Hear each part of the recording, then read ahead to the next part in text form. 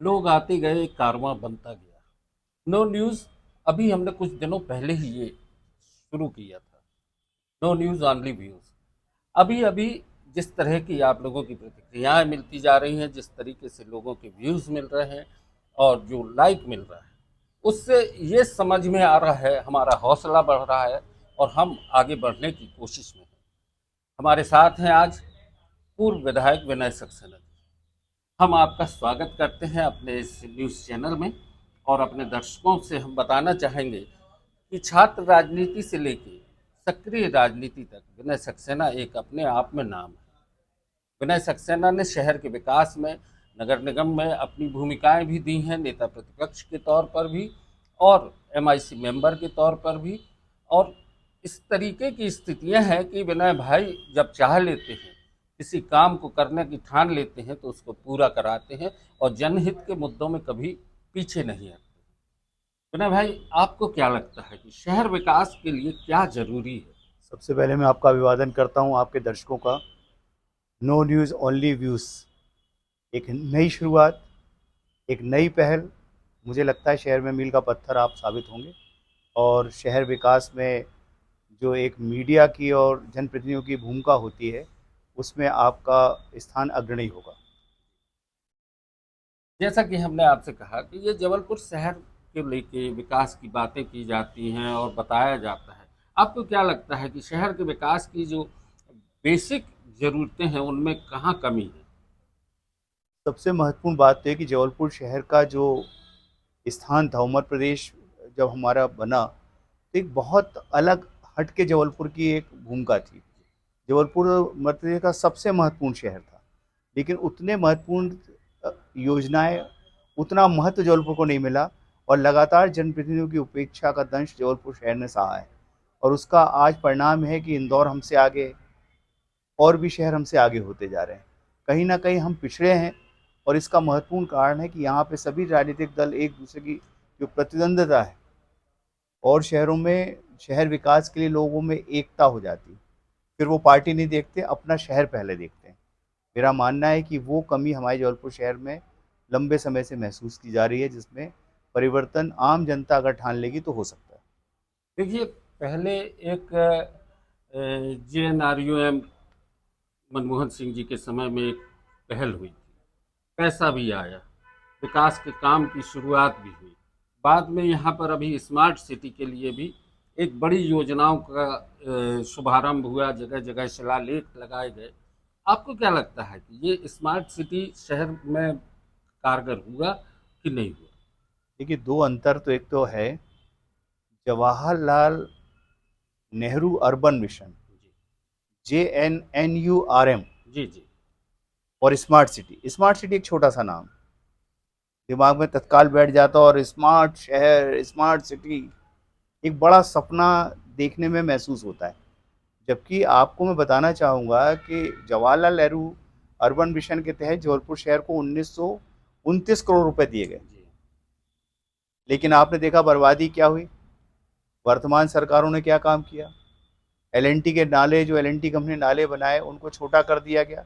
जहाँ 100 साल में पानी कभी नहीं भरा, मैं उस समय भी कहता, आज भी कह रहा हूँ, वहाँ पानी भरने लगा।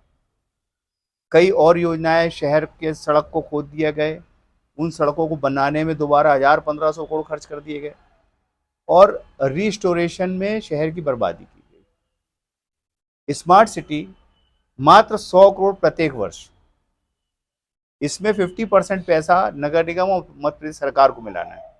जवाहरलाल नेहरू अर्बन मिशन में मात्र 20% राशि, ये अंतर था कांग्रेस की सोच और भाजपा की सोच। मात्र 20% की राशि मिलाना थी, जो एक छोटी राशि होती है जिससे कोई योजना की जो मैचिंग ग्रांट है वो मिला के वो योजना पूरी हो सकती थी। लेकिन चूंकि सरकार भाजपा की नगर निगम में भी थी, मध्य प्रदेश में भी थी, तो उसका सदुपयोग नहीं हुआ। BRTS जैसी योजनाएं कई शहरों में बनी और आज उनको वापस सड़कों को तोड़ा जा रहा है। भोपाल में उसका एक जीता जाता जागता उदाहरण है। मेरा मानना है पैसा तो बहुत आया, और आदरणीय मनमोहन सिंह जी के समय में पैसा ज़्यादा आया। कितनी परसेंट राशि मैं आपको बता चुका हूँ। स्मार्ट सिटी में 100 करोड़ रुपए प्रत्येक वर्ष, मतलब 5 साल में 500 करोड़, 500 करोड़। और उसमें से जो मैचिंग ग्रांट नहीं आए तो आधी योजनाएं अधूरी हैं। आज स्मार्ट सिटी में अगर उस समय भी जो फर्जीवाड़ा नहीं हुआ होता, लोगों से मोबाइल पे फर्जी ढंग से संदेश भिजवाए गए और एक शहर का जो बहुविकसित क्षेत्र है, जो शहर का सबसे पुराना और सबसे विकसित क्षेत्र है, उन शहरों को स्मार्ट सिटी डिक्लेयर कर दिया गया। हाँ, जो शहर विकसित थे उन्हीं को। और उसके बावजूद आज भी जबलपुर शहर के मुख्य मार्ग जो हैं, जबलपुर का जो पुराना शहर, जो विकसित शहर है, आज भी वहाँ पे जलमल निकासी कंप्लीट नहीं हुई। सेकंड, अगर यही काम जहाँ नगर निगम के पास 1500 एकड़ ज़मीन है, कहाँ? डुमना एयरपोर्ट, आज भी वहाँ पे, और वहाँ तालाब हैं, पानी है, कंधारी जलाशय है, उसके आगे जो भूमि जिससे जो तालाब को इफेक्ट नहीं करती, उन जगहों पे अगर नया डेवलपमेंट किया गया होता, एक नया स्टेडियम बन गया होता, एक नए वहाँ पे नए बड़े उद्यान बना दिए गए होते, और खेलने से लेके पर्यावरण की दृष्टि से उसको डेवलप कर दिया गया होता, तो आज शहर को एक ऐसी सौगात मिलती।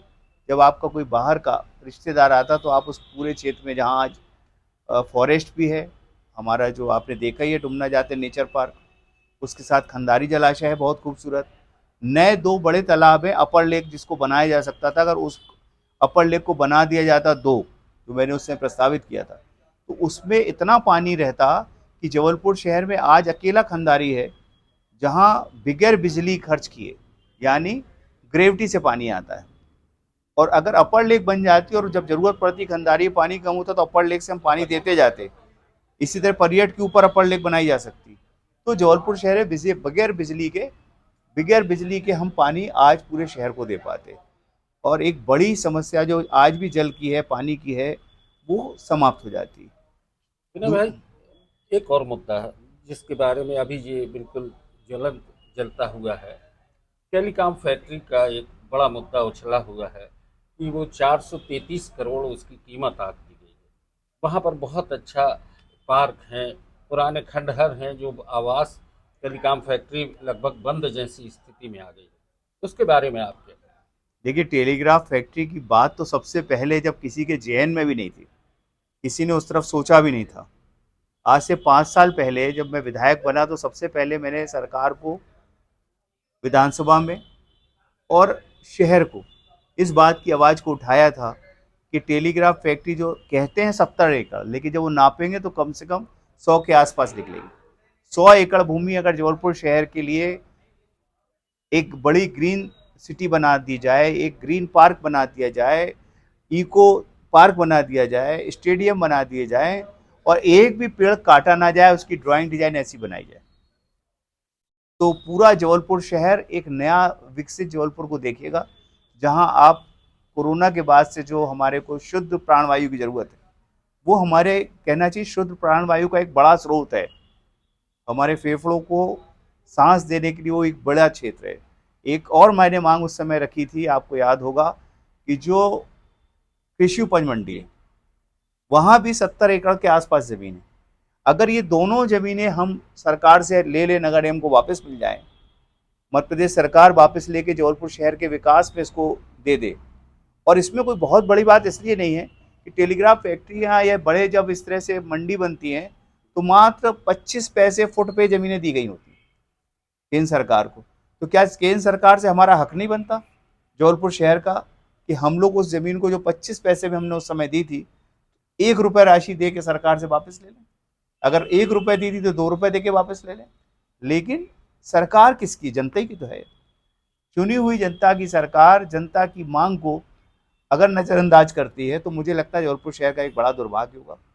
जबलपुर शहर में 2 ज़मीनें अगर जनहित में एक बड़ी अच्छी योजनाओं को बना के जबलपुर शहर को समर्पित कर दी जाए तो मुझे लगता है जबलपुर शहर के अभूतपूर्व क्रांतिकारी कदम होगा ये।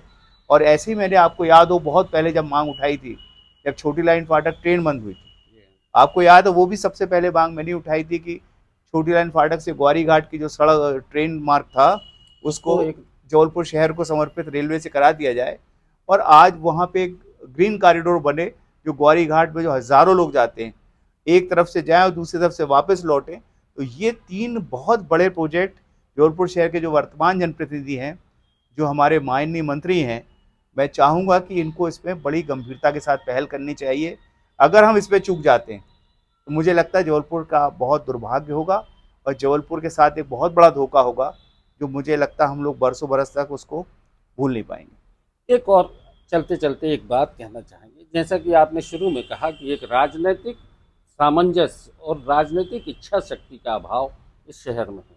दलगत निष्ठाओं में बंधे नेता अपनी बात अपने राजनीतिक दलों के बीच में उसके कारण जनता की बात कहने में कहीं न कहीं पीछे चूक जाते हैं। दिल्ली तक हमारी आवाज़ नहीं पहुंचती है।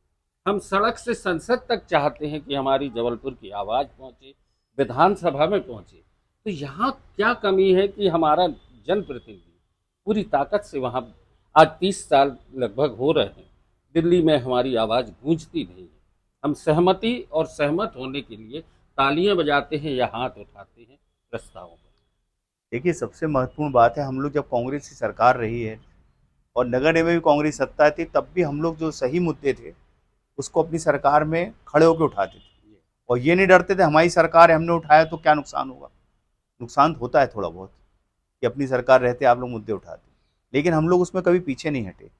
लेकिन पिछले 20-25 सालों से क्या हुआ, प्रदेश में, शहर में और देश में जो सरकारें बनी हैं, इनके जो जनप्रतिनिधि हैं वो अपनी सरकार के सामने अपनी बात रखने से डरते हैं। उनको लगता है उनके नंबर कम हो जाएंगे और ये सबसे बड़ा नुकसान जबलपुर शहर को हो रहा है कि हम सही मंच पे, सही प्लेटफॉर्म पे अपनी बात नहीं उठा पा रहे। ये जो डर है, जो वर्तमान सरकार है, इसमें इस बात का डर उनके नेताओं को भी है, उनके जनप्रतिनिधियों को भी है। वहाँ कहने को तो लोकतंत्र की बात करते हैं, लेकिन वास्तविक लोकतंत्र उस पार्टी में अब बचा नहीं। दर्शकों, हमने विनय सक्सेना जी से बात की और बहुत मुद्दों पे बात आई है। आगे भी हमारी चर्चाएं होती रहेंगी जबलपुर शहर के विकास को लेके और उनके विज़न से हम आपको अवगत कराएंगे। जनता के मुद्दों से जुड़ी बातों को लेके विनय सक्सेना जी ने जो बात कही है उसको हम आप तक पहुंचाएंगे और आगे भी इसी तरह से हम इन मुद्दों के साथ आपके सामने होंगे। No news only views. धन्यवाद।